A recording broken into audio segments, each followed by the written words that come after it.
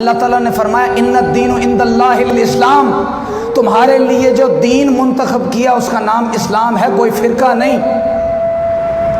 پوچھو تمہارا مسلک کیا ہے، اور فقیروں کا مسلک کیا ہوتا ہے؟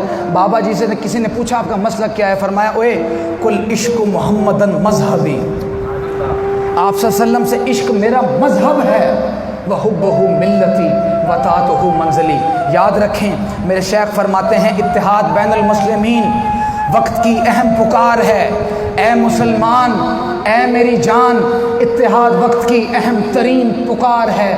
قومیت و فرقہ ورانہ کشیدگی سے بالا تر ہو کر ملت اسلامیہ کے مابین اتحاد و اخوت کو فروغ دینے کے لیے متحد ہو جا، ظلم و جاریت کو مٹانے کے لیے متحد ہو جا، مظلوم و مجبور کی حمایت کے لیے متحد ہو جا، اللہ کے دین اسلام کو دنیا کے کونے کونے میں پھیلانے کے لیے متحد ہو جا۔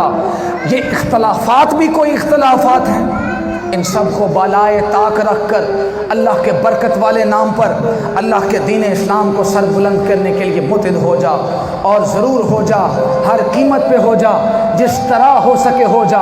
اگر اس راہ میں تیری جان کی بھی ضرورت پڑے تو دریغ نہ کر۔ کیوں؟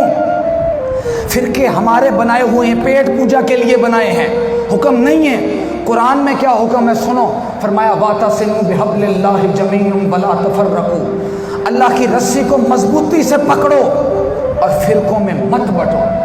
کیا ہم نے اللہ کی رسی کو مضبوطی سے پکڑا؟ کیا ہم فرقوں میں بٹے ہوئے نہیں؟ کیا ہم سب ایک ہیں؟